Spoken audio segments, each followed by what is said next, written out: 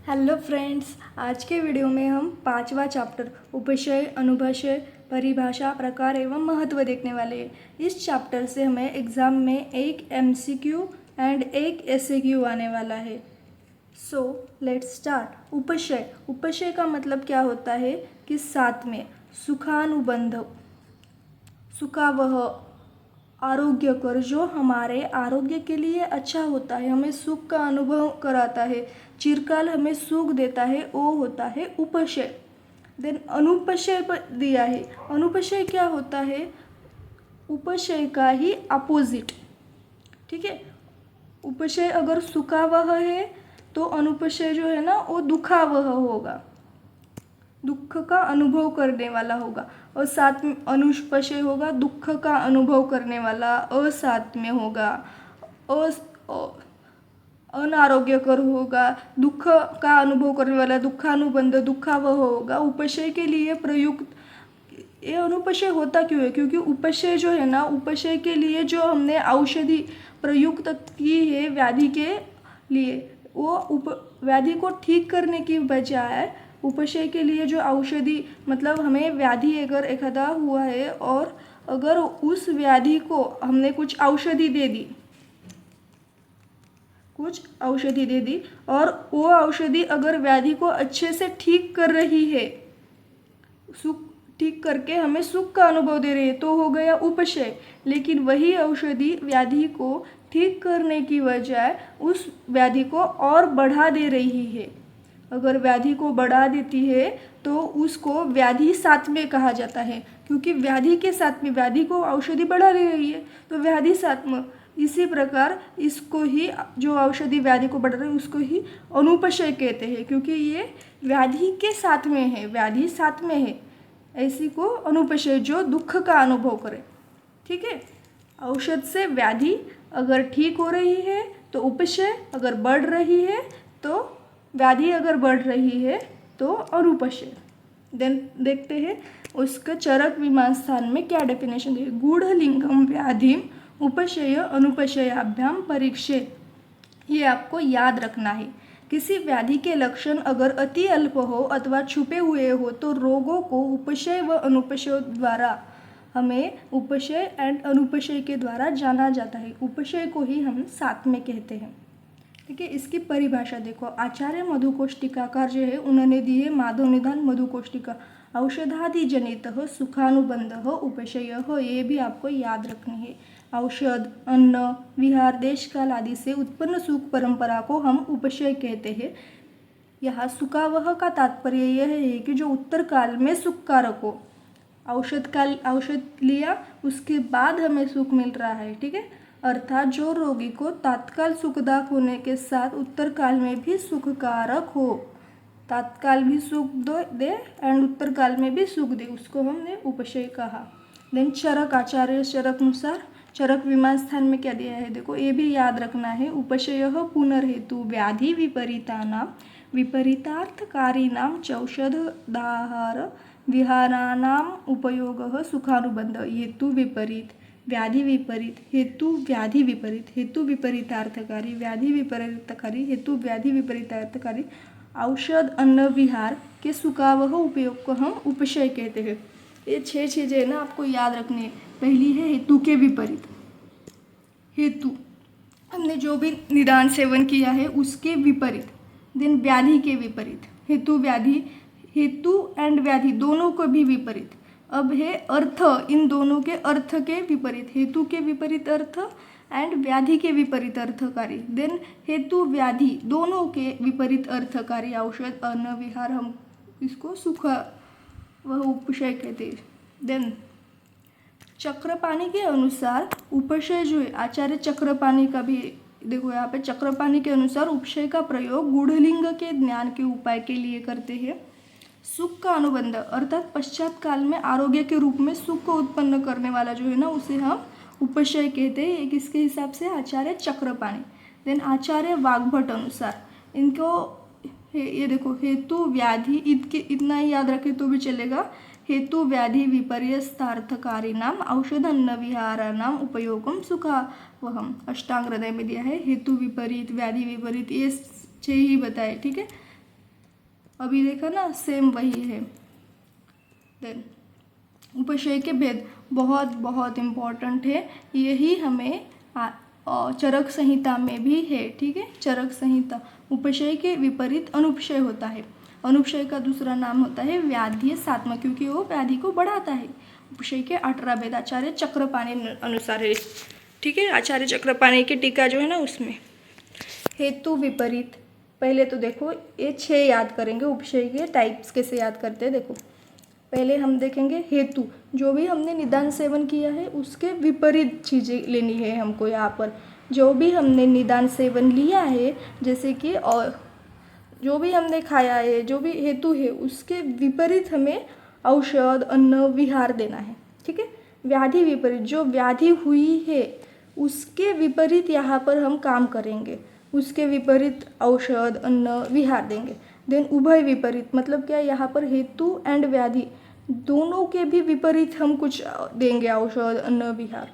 Then हेतु विपरीतार्थकारी, ठीक है। हेतु विपरीत अर्थकारी, व्याधि विपरीतार्थकारी, एंड देन होता है उभय विपरीतार्थकारी। देन हेतु विपरीत में हमें देखो शीत कफ ज्वर है, शीत कफ ज्वर है, तो यहाँ पर हेतु में क्या है, शीत भी आया है, कफ, इन दोनों के वजह से जो ज्वर हुआ है वो शीत कफ ज्वर, तो उसमें हेतु सेवन, हेतु शीत और कफ इन दोनों गुणों के अपोजिट गुण वाला हमें चाहिए। तो शीत, शीत के अपोजिट क्या है, उष्ण, उष्ण, ठीक है, शुंठी एंड उष्ण औषध देंगे।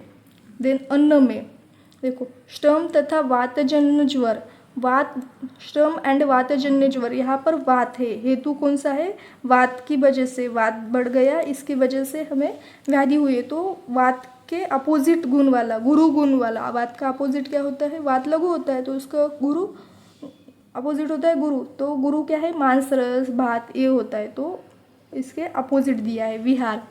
सेम यहाँ पे दिवा स्वाप्न से उत्पन्न कफ में हमें रात्रि में जागरण, दिवा स्वाप करने से कफ बढ़ता है, तो कफ बढ़ा है तो बड़े वाले कफ को कौन कम करेगा, वात, वात बढ़ाने के लिए रात्रि में जागरण, ठीक है।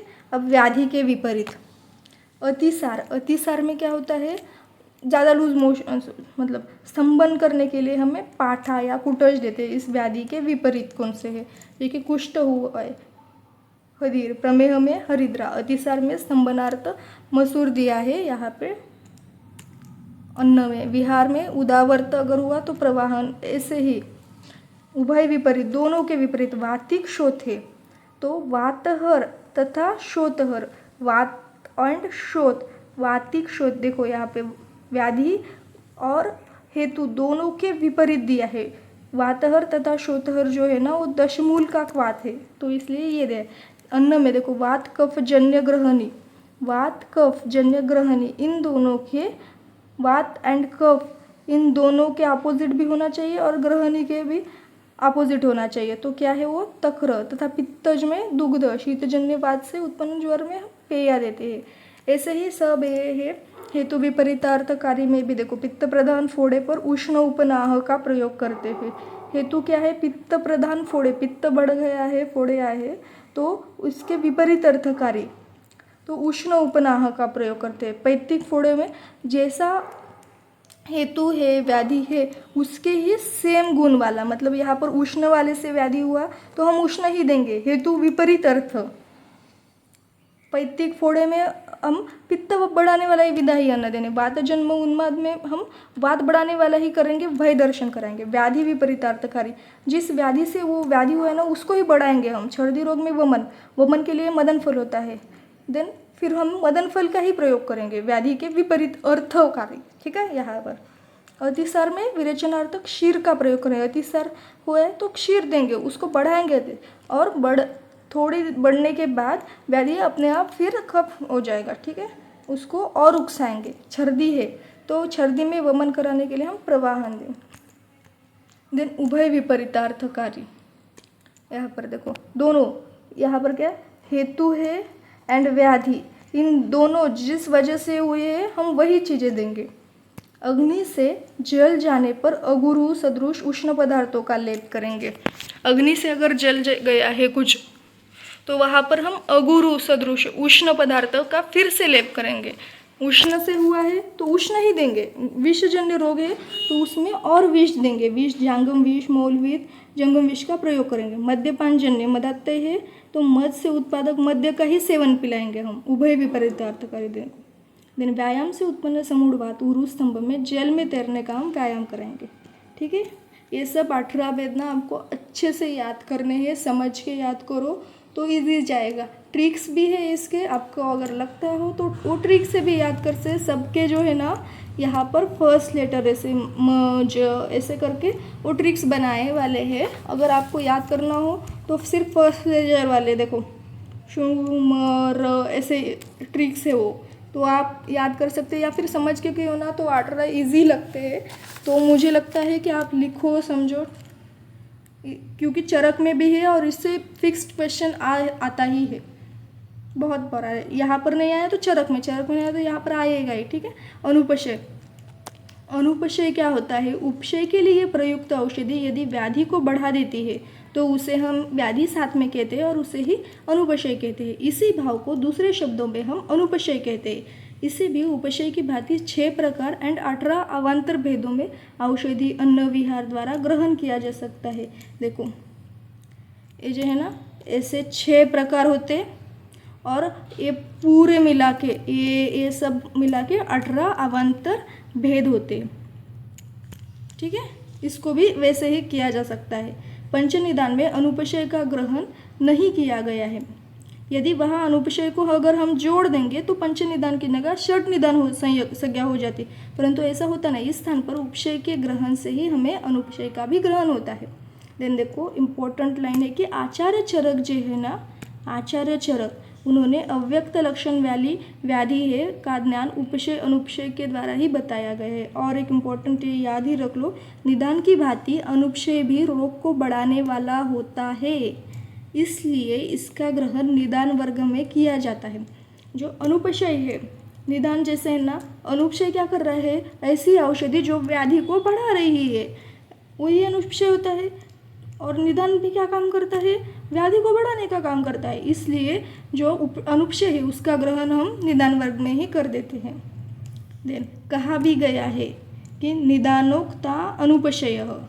ठीक है, निदान ही अनुपशय है। निदान रूप से कहे गए आहार आचार काल आदि अनुपशयात्मक है, क्योंकि निदान से भी व्याधि बढ़ती है और अनुपशय से भी व्याधि बढ़ती है। देन उपशय अनुपशय का रोग ज्ञान में क्या महत्व है? जो रोग एक दूसरे से परस्पर मिलते जुलते होना, उन रोगों का ज्ञान हम उपशय अनुपशय द्वारा किया जाता है। यदि वात व्याधि और उरुस्थम में संदेह हो तो हम तैलाभ्यंग से, जैसे देखो इसको पढ़ने की जगह हम इधर देखते हैं। देखो अगर वात व्याधि है एंड उरुस्थम, ये दोनों व्याधि है और इन दोनों व्याधि में हमें कन्फ्यूजन हो रहा है कि पेशेंट को वात व्याधि है या उरुस्तंभ है, तो हम ये समझने के लिए पेशेंट को एक चिकित्सा देंगे तेलाभ्यंग की। ठीक है, तेलाभ्यंग करने से अगर पेशेंट को सुख प्राप्ति हो गई, मतलब तेलाभ्यंग किया और पेशेंट को ठीक लग रहा, तो वो हो गया उपशय। लेकिन अगर पेशेंट को ठीक नहीं लग रहा तो हम देखेंगे कि यहाँ पर उरुस्थम की अगर लक्षण में वृद्धि दिख रही होगी तो उसको है तेलाभ्यंग किया। हमें कन्फ्यूजन है वात व्याधि है कि उरुस्थम है, इसलिए हमने तेलाभ्यंग किया है।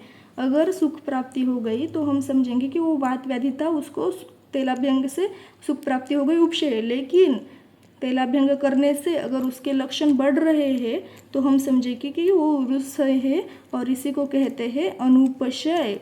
यही हमें इस पैराग्राफ में दिया है। देखो कि यदि वात व्याधि और उरुस्तंभ में संदेह हो तो रोगी को तेलाभ्यंग से करना चाहिए, और तेलाभ्यंग से अगर लाभ मिले तो वात व्याधि, अन्यथा उसको उरुस्तंभ जानना चाहिए।